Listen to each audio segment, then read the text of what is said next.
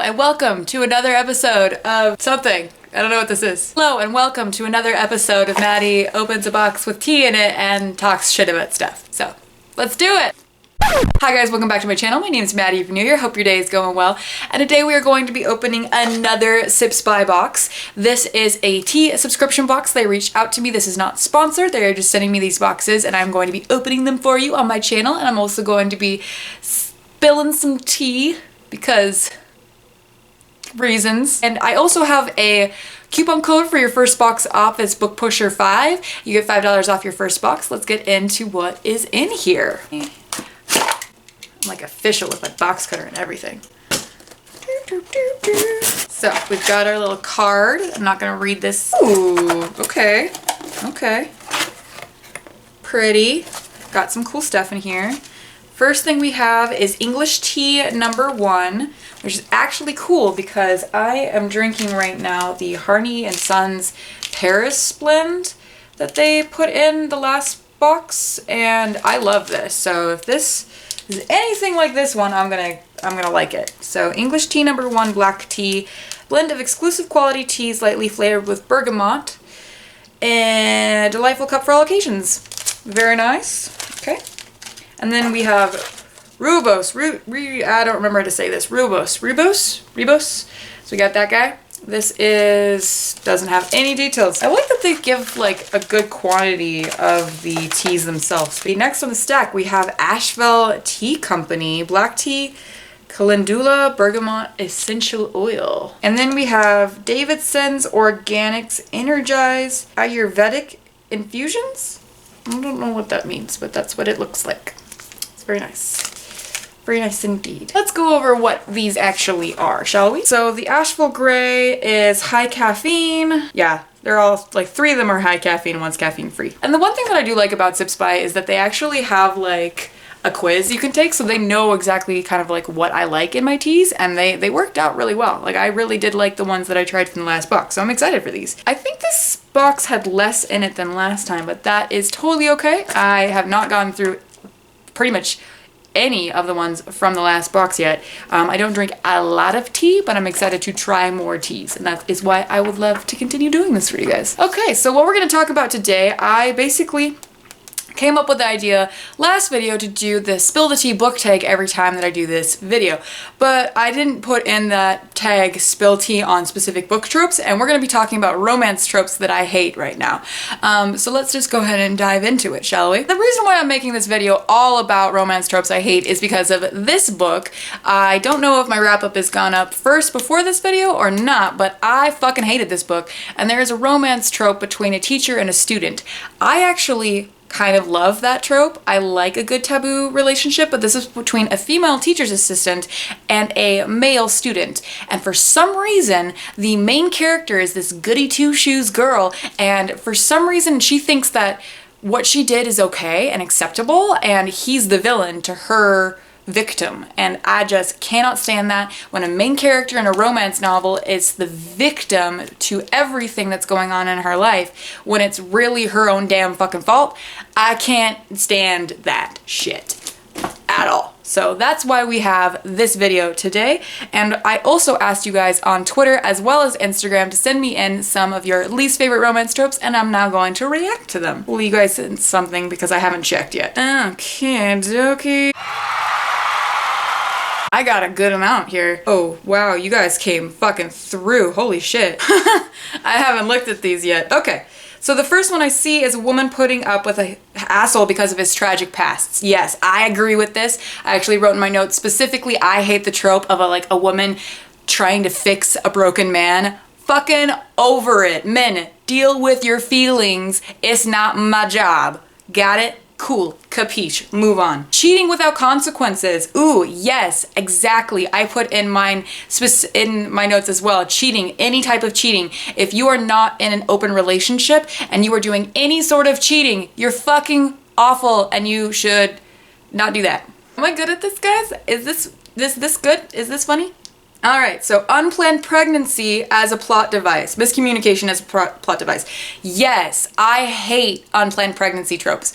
I do think that there are some books that, like, if it's a planned pregnancy, if like you were going out of your way to get pregnant in a romance novel, fuck yeah. If it's an unplanned pregnancy in like a new adult novel, I will DNF that bitch so hard. Like, it's so frustrating, and it's always so like, oh my god, do I tell him? Do I not tell him? Bitch, yeah, you tell him, and then you go do what you gotta do. I hate age gaps to an unreasonable degree. I don't mind age gaps, but I do tend to have an issue with like how close the relationship is. Like, I do think that if you're like, if it's two characters that have never known each other and they have an age gap, understandable. But I've read books where it's like he was like her like uncle, like he was her like second father, and then they like start fucking, and it's like, ooh, oh, what? Gross. Ooh, the Luke Leia trope, where romance is teased and lol. Nope, they're secret siblings. You gross for thinking about it. Hate it. I agree. I also definitely like the fact that this is really obscure and specific. Love that. Because I wouldn't say that I don't like this. Like, I feel like I haven't seen it enough, but I totally get where you're coming from, because like, why would you do that? Like, why would there be a tease or a relationship and then surprise their siblings? And then we've got unrequited love from a timid virginal girl, and then the guy finally at the last second decides he's loved her all along after treating her like trash for the entire book. Totally get it. Fucking hate it. Also, I wrote on my notes, I hate when main characters in romance novels are plain. Like, they're just plain. And the guy never actually says that he thinks she's hot. Like, why can't our main characters be hot? Like, I want my women hot. Like, why do we have to have plain main characters? Like, she's like, I'm so plain. Like, none of these girls who are like super sexy are like me, and I'm not that cute. And the main love interest is like, yeah, you're not, but I want to fuck you so hard. Like, what? Can we just have some good representation of loving yourself, no matter if you look like a naked potato or not? Like, come on. One person keeps a secret for an unnecessary argument, so they can have an unnecessary argument. Yes, completely agree. Fucking hate that. Guy already has a girlfriend when main girl is introduced to him. Cheating. Coming back to the cheating. Miscommunication. Unnecessary love triangles for drama. Yes, absolutely. Also, jealous exes. Can't fucking stand them. Like, come on. Not everybody's ex is jealous. Not everybody has to have a jealous ex who wants to beat up your new beau. Like, come on. Why am I using the word beau? Pregnancy, insta-love, love triangles that could obviously be solved with a poly relationship, but no! Yeah, I understand that. Also, slut-shaming, body-shaming, variety of misogyny, targeting the main character's female rival just for the sake of vilifying her so we can take the main character's side. Yes, I hate the amount of romance books that are just like, other women suck. Other women are shallow, and I am the most best woman that has ever existed. Like, no, bitch, you're not. Like, really, shut the fuck up. Just go try some makeup and get your nails did with a girlfriend. We're not that bad. Come on, shut the fuck up. That romance needs sex. Sexless romance is valid. I do agree with this. I've seen a lot of people talking about like a couple new romance books that don't have sex, and I do completely agree that romance does not have to have sex in it. I like my smutty romance with some smut, which, you know, that makes sense. I also think that there is a demand for both. And I feel like there should be a good way of identifying both. Like, if you don't want sex in your romances, there should be a way of making that happen and making it clear to you that there is not sex in that romance, so that people like me, who's looking for smut, can go find the smut. The tomboy character puts on makeup and a dress for the first time in a long time, and all of a sudden the guy main character notices her. Like, she can't be beautiful unless she's all gussied up. I also agree with this. I don't like that. Like, I do like a good, like, makeover scene, but, like, you best believe if the plain girl or the tomboy girl is not the hottest bitch before she puts on makeup, it's not for me. It's not good. It's not cute. It turns out my best friend's boyfriend is terrible, and her bad experiences make me appreciate my love interest more. I don't like this either. There was another book that I really didn't like. It was a compare contrast. So like most romance series, they follow different characters, and I swear to God, every single first book in a romance series has the good girl, and then she has a best friend who's like, I liked sex. I like the sex. And then when it's time for that character to have her own book, she's all of a sudden like, I am a virgin. and I will never have sex ever again, because that's how that works, right? I'm just like, wait, hold up, like, can we keep continuity with the character, please? Please? Childhood best friends to lovers where they're friends for that entire time. I don't have a problem with that, but okay. If you hate that, that's fine. Fake dating, I don't hate it, but I'm not a fan. Fair enough. The one where the hero falls for his best friend's little sister and they are worried about how the brother reacts when they get together. Never mind that the heroine is an adult.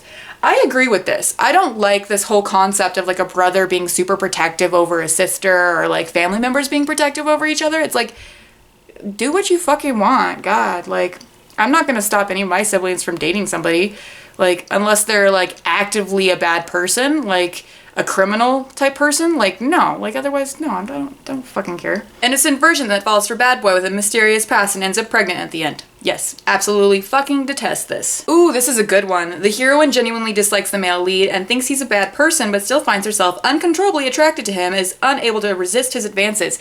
I hate this too. I hate the fact that, like, I think that hate to love is hard to write, and I don't like it when a female character is like, I don't like you, but for some reason I am actively having sex with you in this moment. Because those scenes, albeit they're in some ways kind of a way to let people that potentially may not feel comfortable with sex, like, release their responsibility of having it happen. I do feel like it's a negative connotation about consent. It's taking away the female character's agency, and I don't like that. I do feel like if you're going to do hate to love, you have to do it slowly. It's a very narrow line, and not a lot of books do it well. Like, not a lot at all. It's very hard to do. But, you know, we need to start asking more of our romance authors, because this shit's gotta stop. Like, it's 2019. I don't want an alpha male in every single fucking romance book I download for shits and giggles. Like, I know there's a lot of it, and it is a long-lasting genre, and there are major, like, tropes and problems within it, but, like, I'm gonna just talk shit because, you know what, why not? I'm not trying to come for Romancelandia. There are so many good things about Romancelandia, and it's definitely escapist fiction, and I totally enjoy some of these tropes if they're done well, but they can be done so terribly wrong. Ooh, bad boy, overly cocky, arrogant guy falls for the one girl that isn't seduced by his charms. Yes, I hate this. I don't actually hate this. This can be done really well, easily, but it can also be done really badly, because what I don't really like is when a bad boy character is like, you don't like me, so I'm gonna fucking bother you until you fuck me. Like, it's like, come on, why are you doing this to me? Like, come on, calm your shit. Romances that end in a proposal that's way too fast, like, I get that. Completely get it. Don't understand why all romance books have to end in marriage. It's not necessary. Going to Instagram, guys that are aggressive, controlling, and somehow that shows they're in love. Definitely don't like that either. I don't like the concept that, like, showing love has to be violent. Like, you have to show that you be physically aggressive towards somebody to show that you care for someone. No. She's a broken artist and I'm a big strong man. I will save love, fix her. I also like this. The fixing trope can go both ways. Any love interest that's trying to fix the other one, not okay. Power dynamic that is just unacceptable. Every adult should be in charge of their own emotions, and if you are in a partnership, you should be able to speak to your partner about what's going on inside your head, but your partner should not be your therapist or your entire support system. And what I want to see in romance novels is specifically showing equal relationships where both of the characters try to have support for each other, but also help them that if they need help, that they need help. Like, I want to see, like, a bad boy who's been, like, traumatized in his past be told by the main love interest to go get therapy, because that's the fucking shit that we need to see right now. So yeah. Alright guys, so that was the romance tropes that I don't like. This was a video that I didn't expect to get that many responses. So thank you everyone who follows me on Twitter and Instagram. And if you don't follow me on Instagram, can you please go check it out, because I've been doing a lot more work on that recently, and I would really like to, like, hit 1K this year on Instagram, and I've got a ways to go, so that would be highly appreciated. But I really liked the responses. I hope this isn't a super rambly, it's really rambly, but I hope you guys enjoyed this video. I'm gonna go now guys, like, subscribe, all the good stuff, bye!